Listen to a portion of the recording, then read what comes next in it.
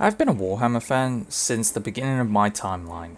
I remember being 4, maybe even 3 years old, and my mum and dad, we were down London, and I got my first Warhammer box set. It was a box set of Lizardmen. Not sure why they appealed to me, but god, they looked so awesome on the shelf, so I had to have them. And my parents were all for it because I was very arts and crafty. And basically I got them home, started assembling them and painted them up. And being at such a young age, they obviously look like dumpster fire bad, but everybody has to start somewhere, right? So when McFarlane Toys got the license for Warhammer 40k, I was over the moon. I couldn't believe it. Like a 7-inch toy line with big bulky space marines, action figures in the modern day era. I thought these things were going to be amazing. Now don't get me wrong, I think they're definitely by far some of McFarlane's better toys. I'm not a huge fan of his toy line. I think they've got a long way to come basically before they get to a decent level, and all it is the articulation. I could go on about it, but I'm not going to do that here because the Space Marines, in my opinion, are really well done, or at least they were incredibly well done for the time. And we're going to loop back around to this by the end of the video. So I digress. This whole Space Marine project that I had going, I built it up in my brain. I had this huge idea I was going to buy 30 Space Marines, but as you can imagine that could get quite costly, so I decided to start with 5 Space Marines and go from there. The inspiration behind this whole project, other than my undying love for Warhammer and everything in its entirety, but Warhammer Chaos Gate Demon Hunter, the video game.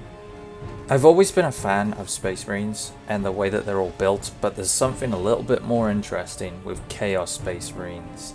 These absolutely fanatical super soldiers in power armor devoting themselves to a Chaos God. The Chaos God in question is Nurgle, Papa Nurgle, the creator of diseases, rot, decay, you name it. This guy is absolutely foul. And the Space Marines inherit these diseases and mutations and huge pustules and massive swelling of flesh and demonic corruption all over their bodies. So I drew out these. They're not obviously amazing, but they're very quick schematics on how I would do the shoulder plating, the chests, very similar to how you would assemble a Warhammer. So I took influences from that, but first I had to dye these figures. These Space Marines needed a black undercoat so that I could eliminate the paint rub in huge quantities.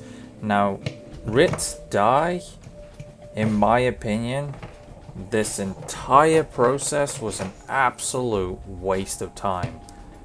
Yeah. In this day and age, you can just use certain paints. I use lacquers. They go straight on. You don't have to worry about paint rub, and they just literally, they're perfect. So this was obviously before I started using lacquers. This was around the time of Model Masters, Citadel, Vallejo, those absolute garbage tier paints that nobody should use for action figures unless it's like a head sculpt or something, because they just don't hold to the figure at all. So dyeing this, you need boiling hot water over a stove, and it swells the plastic up and makes it porous, and then it allows all the dye to adhere. Now unfortunately the black dye doesn't really go black. It goes more of a purple, a very deep dark purple, and the warping of the plastic and all the errors that can occur is just not worth doing. I do not recommend dyeing your figures at all. Just don't do it. Honestly, it just isn't worth it. This took me nearly 3.5 hours to dye this entire thing, because the process requires you to not only have them sitting in that water, but constantly dipping them over and over and over. It's so time consuming. But guys, not just time consuming, look at the results.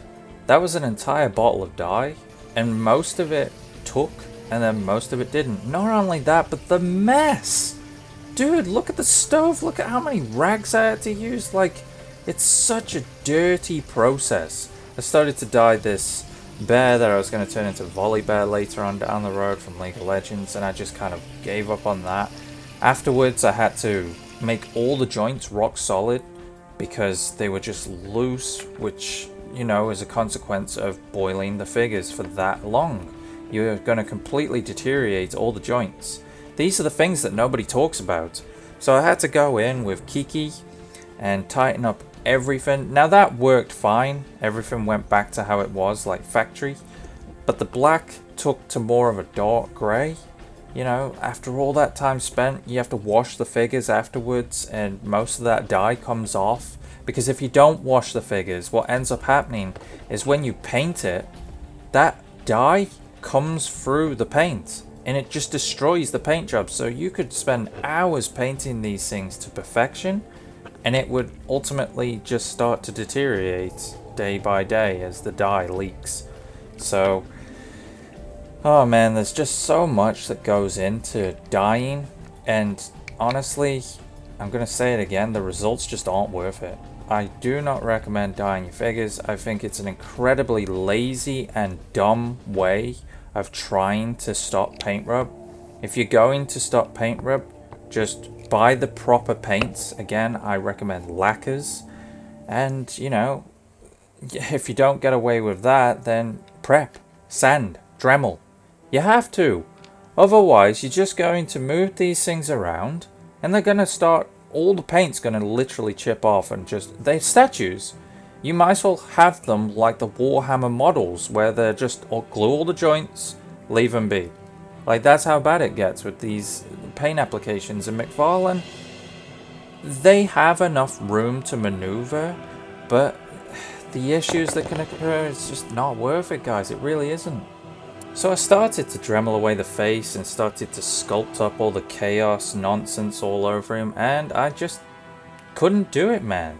And I hate to sit here and be negative Nelly, but these figures, you know, I've spoken to a fair few customizers about them, and they're not enjoyable to work with. You get to a point where it just burns you out. Now, don't get me wrong, I've seen people do fantastic things with 3D printers and sticking all these armor plates on it and everything, but they're riddled with paint rub. And no one says anything, obviously, because that's the custom community for you. You know, it's all smoke and mirrors, but I don't want to have paint rub riddled Space Marines. I want to be able to articulate them, put them in poses, move them around. And, you know, taking on 5, and I was thinking about taking on like 15, and it just, the whole project just collapsed in on itself, and it became incredibly frustrating. It was huge burnout, and this is a franchise that I've been literally creating, collecting, painting, assembling Warhammer for over 30 years now at this point, and for me to get burnt out on a project like that, it speaks volumes, right? So I'm so happy, and this is the positive side of it, that Joy Toy came along and did these figures absolute justice. Joy Toy is a legitimate love letter to Warhammer 40k. Now, a lot of people sit there and go, oh, well, they're 4 inches. Bro, if you are so obsessed with scale and you can't let that shit go, then cool, whatever. I call those people scale snobs.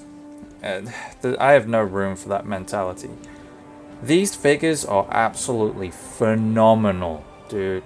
They may be 4 inches, but Space Marines, as you can see in this trailer here, they are gigantic. So in the 4-inch scale, they're massive. They're like 6 inches, 6.5 inches. The Primarchs are like 7.2 or 7.8 inches. And the paint detail is through the roof, dude. So basically, I'm kind of glad that I didn't go ahead with this whole project, because long story short, we now have Joy Toy, and they are absolutely incredible. And I highly recommend you purchase them. If you are a Warhammer fan like me and you absolutely adore this franchise, these are the best figures you're going to get for Warhammer 40k. And I think they've milked the Space Marines completely and utterly dry at this point. Don't get me wrong, as a fanboy, I'd like to see a lot more units. I'm more than happy to pick up, you know, different color pellet swaps of each and every Space Marine. That's just me, but I can imagine that gets a little bit old having the same body. You know what to expect once you've had one Space Marine. You've essentially had all Space Marines, right? So it's the same mold, just tweaked each and every single time. So seeing Xenoses or more Chaos factions like the Demons and so on and so forth, or diving deeper into the Tau Gundams, like, you could start to get really crazy with this stuff, and I'm all for it, man. I'm here. I can't wait to see the 2024 roadmap. Every year we've had a roadmap showing everything that's going to come out for the year, and I'm over the moon. I'm so excited to see what next year has to offer. Thanks for listening to me ramble for over 10 minutes now, and a big thank you to all my Patreons. Each and every single time I'm going to mention you guys. I really appreciate you supporting me to do little videos like this of me just kind of talking out my ass and speaking my mind a little bit. And unfortunately, the Space Marine project didn't end up going afloat, but who knows? Let's see what JoyToy has to offer, because so far they've been absolutely killing it. So a big thank you to all my Patreon members. Really appreciate you guys. And to everybody else, I'll catch you on the next one.